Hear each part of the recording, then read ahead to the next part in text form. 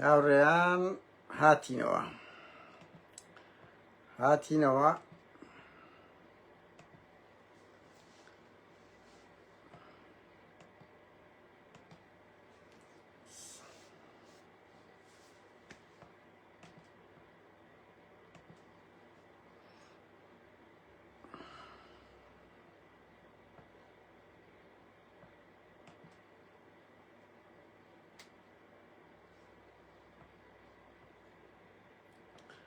خێر بێ ناوڕێیان ئەندە قسە و باز دەکەین لەسەر ئەو ڕووداوە گەرما و گەرمانە و هەواڵە چشمان بەدەست گەیشت ناچاری کردین بێن قسە بکەین قسە بکەین دامان نابوو سبێ شەو بکەین بەڵام ئەو ڕووداوەی ئەو ڕۆی دادگای فدرالی وەی کرد بێن قسە بکەین ئێستا دێن قسە و باز دەکەین بەخێر بێن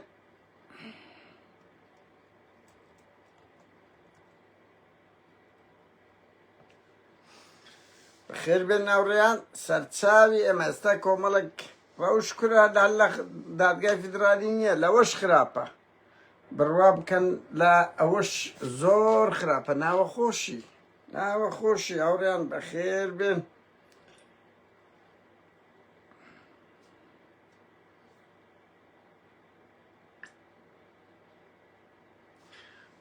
ناوڕێیان سەرچاوی ئێمە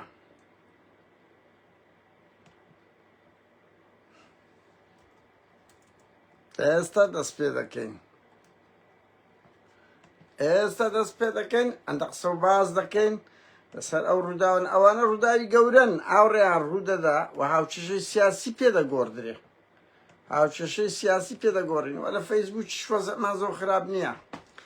یعنی ئێستا قەپاتیان کرد دەکەینەوە بۆ زانیاریتان ئەو دەرگایش بوویتەوە قەپات دەکەینەوە هەر بە ئاشکرا بەڵام ئیتر بابیکەنەوە بەخێر بێن ئاوڕێیان ڕەوشەکەی پارتی کەس حالی بە حالی پارتی نەبی ئێستا لە ئێستادا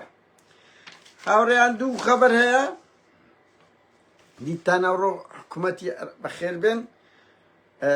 لە حکوومەتی دادگای فدرالی عێراق کە گەورەترین دادگایە و بڕیاری دادگای فدرالی عێراق گەڕانەوەی نییە تەفاهمی تێدا نییە تەمیزی تێدا نییە ملزەمیشە ئیجباریە و پارتی وێچێتی بە خۆیان ئیمزایان کردی هاوڕێیان بۆ زانیاریتان پارتی وێچێتی بە خۆیان ئیمزایان کردیە ئەو دادگایە یعنی زەین چییە وەچی ئەمریکایە بڕیار دەدا لە عێراق هیچ هێزێک ناتوانانی تەراجعی پێ بکەم مجەڕەت مماتەڵە ڕەنگی هەندێک شت پێ بکرێتن بەڵام موجبرە یعنی نقاش تێدا نییە یعنی هیچ بۆیە هەرچی بڕیارێک لەوێ دەرچی ینی شەرەفی دادگای عێراق لەوەیە و دەتوانی سەر هەموو بڕیارێک دەرکات هاوڕێیان من ئەندە خەبەرم زان دیارە بە خۆتان زان ئەوەی دادگای عێراق کۆمەڵێک یعنی نەک ئەگەر پێشتر پارتی لەوەی نەفتیانەوە گرتەوە لەوەی موچیان پارەیان نەدا لەوەی پەرلەمانیان هەڵۆشاندەوە کلکوباڵیان کردبی ئەو جارەی ئەزانی چیان دەکرد هەردوو کەڵبی ددانەکانیشان دەرینایە کەڵبی ددان یعنی ئێستا پارتی تێرەشی معقولی مەلای مەشهورە کە دەڵێن پارتی هاوڕێنەوە نییە یەکێتی شان زەرری پێ دەکەی بە هەرچەندە یەکێتی مبادری ئەو بەڵام نقطەکە لەوەدا پارتی وەکو حکوومەتی هەرێم مامەڵەی دەکرد وەکو ڕژێم وەکو بڕیاردەر یعنی یەکێتی پاشکۆ بوو بە ویژدان بڵێن لەو نقطەیە دوایەوەچێتی شکایەتی پێ کردیێت سەرکەوتنەشی معنەوێ لەو خۆی بەشێک لە خاڵەکان هاوڕێیان بەدەر لەوەی کە پارتی پێشتر هەموو کات 45 کورسی دێنە لەگە 11 بە خۆتان دەزان ئەوە دەیبردەوە هەرچی بیست بە بڕیاری قانونی بەسە خەڵکی فەرز دەکرد بەسە پەرلەمانی فەرز دەکرد بە کەڵەگایی بەڵام ئەو باوکەی مرد لەو خاڵە 11 کورسی لە ئێستا لێ دۆڕە 11 کورسی هەر لە ئێستا لێ دۆڕە بەدەر لەوە هاوڕێیان حزبەکانی گچکە ئەو حزبە گچکانەی کە تەمەلوقیان و پارتی دەکرۆک و حزبشکە ئەوانیش ڕۆیشتن لەبەرەوەی دەبی 3 کورسی بینن یعنی کورسی لیستی پەرلەمانی دەبی لە 3 کورسی زیاتر بی هەسکو ئەوانەش ڕۆیشت هەموو زبانەی ملحەقی پارتی بوون پارتی سەوساوەگان بوون نازام چێم بوون ئەوەشی لێ ڕۆی ینی نەک یازە بەلای کەم 13 کورسی لێ ڕۆی لەوەی لە کوردستان بەدەر لەوە هاوڕێن لە هەمووی گرنگتر کورە هەیبەتی ڕۆی هەیبەت حزب کەس هەیبەتە کەسێتە ئەوەی ڕۆی نیمە لەسەروی هەمووانە هاوڕێیان مەعاش کە گەورە 33 ساڵە پارتی وێشێتی وەکو گەورەترین چەک بەرامبەر خەڵک بەکاردێنن 33 ساڵە خەڵک ئەکڕن ئەفرۆشن سزای دەدەن ئەزیەتی دەدەن عقوبەیەدەن دەیگۆزنەوە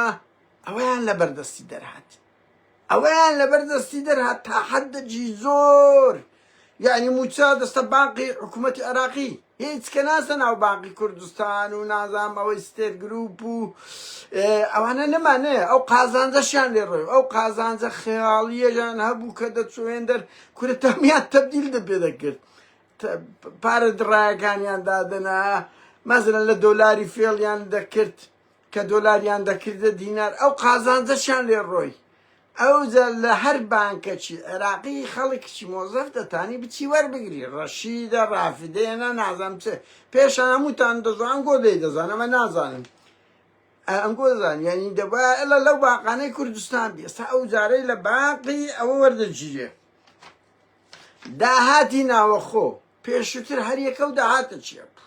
هەر یەکە و داهات یەکێتی دەباشانیە بوو بەنمونە بە هەر پارتی نەڵێن دا باشان و نازانم چندەر و لای گەرمیانی هەبوو ئەوەی هەبوو پارتی نەکرد ئاجی ئۆمەران و برایم خەلیل و ئەوانەی هەبوو یعنی هەر نەک ئەوانەی هەبوو کاکە بەدەر لە پارتیش مەسەلەن ئاجی ئۆمەران لە بارگای بارزانی بوو بۆ زانیاریتان ئەوە نەوتەک ئەوی لای نەوتی نازانم ئەو کوڕەی مەسرور بارزانی مەسعود بارزانی مەنسوور ئەو نەوتەی لای نزیک مووسڵە ئەوە لۆ خۆی بوو با بۆ لای دەڤەری بارزانی وەرگرتیە هەمیان لێ وەردەچێتەوە ڕەنگ هەندە مماتەڵە بکەن ئەوە بکەن بەس بە ئیجباری لێیان وەردەگرنەوە ڕۆژ بە ڕۆژ وەکو کوونەوتەکە بە یەکجار لێیان وەرگیراوە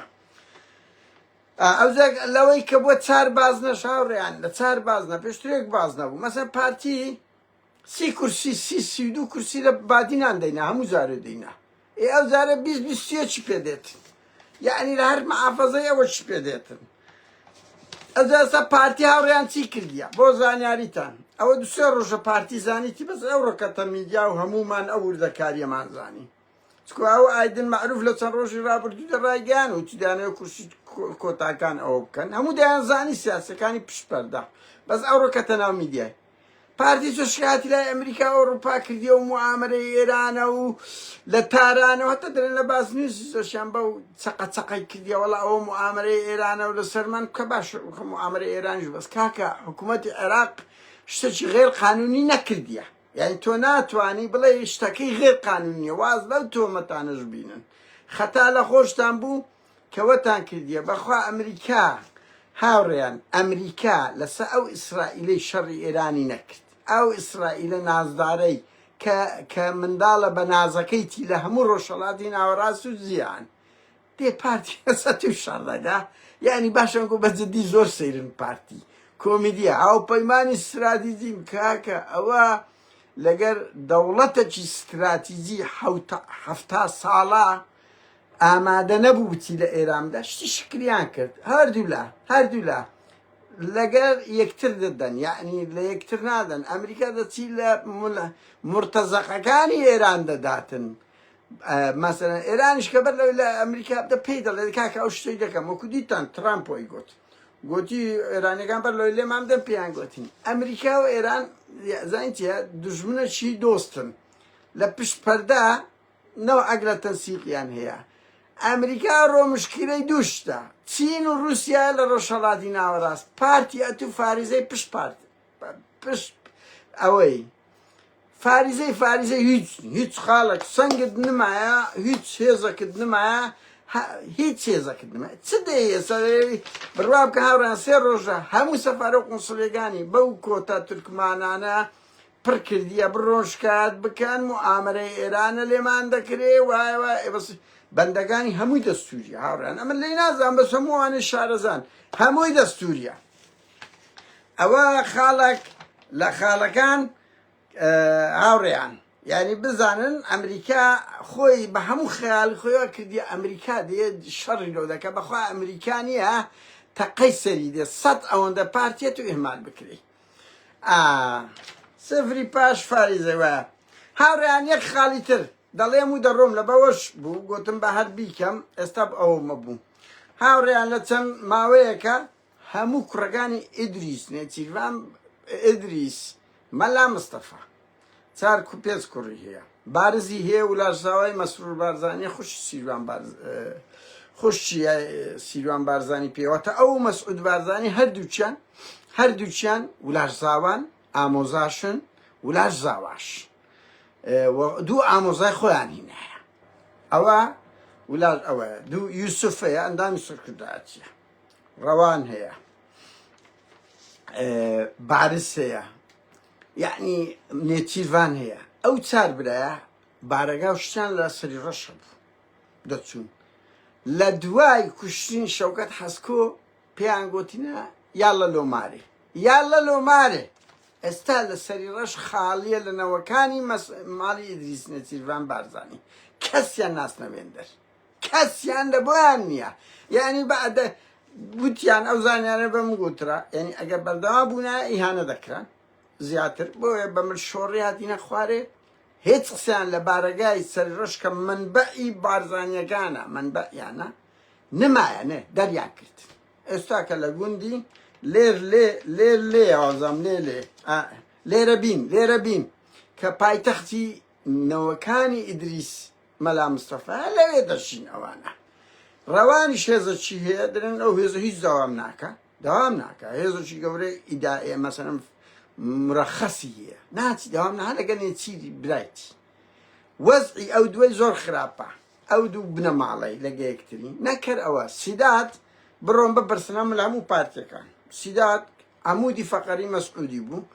پارەی سەرف دەکرد بە کەیف خۆی کولفی کول بوو بڕوا بکە یەک قیتڕەشی لە فازڵ میرانی باشترە $200 پێ سەرف ناکرێ ئێستاکە $200 پێ سەرف ناکرێ یعنی هەموو برایەکانی ئێستا ئەو دوای درشادش لەگە نێچیروان بارزانی بوو هەموو برایەکانی هەموو ئامۆزاکانی ئەوە منداڵەکانی لەگە ماڵی مەسعود بارزانی لەو پەڕیوەزە خراپینە ئەوەش لە بۆ چێخر ئەوەیە هاوڕێیان حزب بنەماڵا کەس کە مشکلەی ناوە خۆی هەبوو لە هەموو معامەرەشی گەورەترە کە حزب لە ناوە خۆی یەک نەبوو یەک یعنی سەیری عائیلەی خۆت هەمومان ئەگەر لە ماڵە کێشەیەکمان هەبێ لە هەموو زەخت و زغوتەکانی دەرێک قورسترە بێ پارە دەبی بێ مەعاش دەبی بەس مشکلی عائیلیت نەبی بەس کە مشکلەی عائیلیتە بوو کە مشکلەی حزبتە بوو یعنی سەیری یەکێتی بکەن سەیری پەککە بکەن یەکێتی لە سویەکی ئاب مەسەڵەن ئەو برادرانەی قەندیلە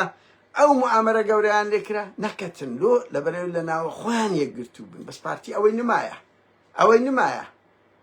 هیچ یعنی لەگەر نێچیری کە ئامۆزای خۆیت کە زاوانە کە لەگە برایەکانی خۆیت لەگەر هەمووان وەزعی زۆر خراپە ئەجەکوب مقاومەی ئەو هەموو ململانەیە ئەو هەموو شکست لە دوای شکستەی توش دەبی کە ماوەیەکە نییە یعنی زەربە دوای زەربە بە پارتی دەکەوی کە لە 33 ساڵی ڕابردوو قەت گورزی وای پێ نەکەتیە هەیبەتی سیاسی شکا و هەموو زەختی لەوەیە لە ڕێی ئەمریکا و تورکیایە ئەمریکا ئێمالی کردیە بڕوا بکەن ئەمریکا ئێمالی کردیە هەر ئەوڕۆ ئێستاکە ئەمە ئاگادار کرێنەوە هەر هەشت بەرپرسی پارتی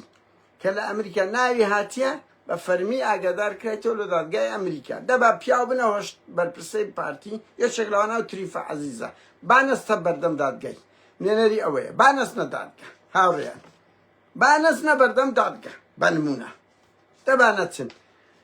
یعنی هەموو شکستەکانی لە دادگاکانەوە پارتی دەست پێ دەکاتن و توت شار بەس زۆر جاشایەتی دەوێ و ئەو ڕۆژ هاوڕێیان هەر بۆ زانیاریتان ئەو ڕۆ حکوومەتی عێراق سێ ئەوەی یعنی بەناو ئەوەی هێزەکانی قەندیریش ڕاچوو بوو سنوورەکان دەگری ینی سنوورەکانیش لە پارتی لە ڕووی ئەسکەریەوە وەردەگیرێتەوە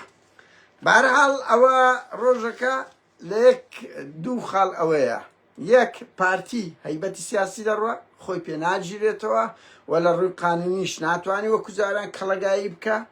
ڕۆژ لە دوای ڕۆژ کەەوە بەسەر خراپیشە ها قوارەی هەرێمیش ڕۆژێک ئاوا انهیار پێ دەکەن یعنی ماڵی بارزانانی وەرە بکە مەسعود برم مەسروق لە دووبەی قسەی کردوتی حەق تەقریر مەسیر ڕادەگەێنین و شارزێباری لەو ڕۆژانە دادەدادی وتی قوارەی هەرێم هەڵدەوەشێتەوە سیروان بارزانی و ئەوەش مەسەلەن نێتیڤان بارزانیش ئەوش دادادی بوو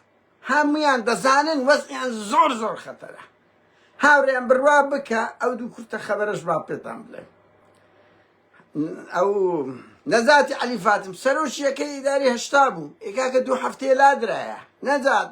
لەبەر ئەوەی نەزادە دووشیان تڕۆ کرد بەجددیمە شیمال زێباری کوڕی برای شار زێباریان لە شوێنی دانایە عزیز وەیسی لەبەر ئەوەی بارزانێکی ئەسڵ نەبوو ئەویشانە مەسئولی زێرەڤانی لادایە یعنی سیقیان بە کەس نییە بە کەس نییە بە کەس نەمایە هەمویان دەگۆڕن وەزیان لەو پەڕی خراپە لە هەموو ڕوویەکەوە ئەوەی دادگای عێراق بەس قەفزێ ئەوەیە زەربە قازی پێدەگۆترێ ینی لێدانەکە پارتی هەڵسانەوەی پێ ناکری مستحیلە یعنی پێشترێ هەرچ پارەیان لێ دەبڕی ئەوە بوو لە ڕووی قانونی و پەرلەمانی ئەوزار انتخاباتی عێراقیش پەرلەمانی برمە عێراق سەرپەرشتی دەکات یعنی تەزویرەکەشی لە کۆر لێستیندراوە تا حەدەچی گەلەگەلک زۆر یعنی یەکێک لەوانە پەنجەمۆر دەکرێت هاوڕێیان شتی زۆر تێدایە باشە ئەو هەموو کوردەی ڕۆژهەڵات و باکوور و ڕۆژاوە چ لێ دەکەی پارتی بەجددیمە ئەو بارە قورسەت کە تووشی بودجەی هەرێم کردبوو ئەو هەموو مرتەزقەتە بوو چیان لێ دەکەی ئێستا لە دادگای لە بانقی ڕەشید و ڕاویدێن چەند پێت دەدرێت چۆن پێت قوتار دەکرێت لەو سەیتەرێت ئاودوی پێدەگرێت یعنی ڕەوشەکە تووشی بووە کەس حاڵی بە حاڵی ئەمڕۆی پارتی نەبیتن هاوڕێ بەڕوا بکە ڕۆژی زۆر خراپە و یەک خاڵی کۆتاییش هاوڕێیان نازانم ئێستاڵێن لە کۆیە هێزەکی زۆر یەکێتی چۆ نازانم ڤیددیۆک بۆ من نادرا من دەقیق نیم دەبی وتیان هێزی زێرەڤانیش چتە کۆیە تەوقی دیموکرات و ئەوانە کرایە کە جێگای نیگەرانیە ئەگەر مەسەر ئەوە چیێنیان لە بۆ دروستکەن ئەوە ئۆکێ بەس تەوقکردنی ئەو برا کوردانەمان ئەو پەڕی قێزەوەنی دەبی لاپەڕە شەرمەزاری دەبی لە بۆ یەکێتی نیشتیمانی کوردستان ئەگەر جاشایەتێک لە بۆ ئێران بکە لە حسابی ئەو برا کوردانەماندا ئاوڕێیان بەرحاڵ یەکێتی زۆر زۆر باش نییە بەس لە پارتی باشترەوە ئەو شکایەتە چێچێتێک گرنگ انتخابات بکرێ پارتی ئەو دروشمێر ڕۆی لە سین دەبینەوە بەخوای لە سۆماڵیش نابێەوە و 15-16 کورسی لە ئێستاوە لێ دۆڕە لە ئێستاوە لۆ دۆڕە ئێستا پارتی 15-20 کورسێکی ئەگە بینی باشە لەبەر ئەو تەزویرەکەشی لێ وەردەگیرێتەوە یعنی ئەو هەموو تەزویرەی انتخاب کوردی ڕۆژهەڵات و باکوور و ئانەشی لێ وەردەگیرێت و حکوومەت عێراق سەرپەرشتی دەکات لەسەروی هەر هەمووش دەبیدان بەوەشدا بنێ ئێران و عێراق هەوڵی ئەوەش دەدەن کە پارتی بە تەواوەتی پەرپوت بکە ئەوەش تێدا لە انتخابات بۆی ئەوەی دەکەن هاوڕێیان سپاسان دەکەم بۆ جێرە ڕاگرتنەوەم دە خەبەرە هەبوو ویستم ئاگادار بنجگە لەو گورزەی لەوەیە کێشەی ناوەخۆ هاوڕێیان لە هەمووی خەتەرترە کە ماڵی بارزانی لە ناوەخۆیان لە عائیلە لەگە براکانی لەگەر برازاکانی کە ئەمودی فەقەرین لەگەر نێچیروان بارزانی بڕوا بکە ئەو ململانی لەگە نێچیری هەیە لەگە کەسمان نییە کاتە چ خۆش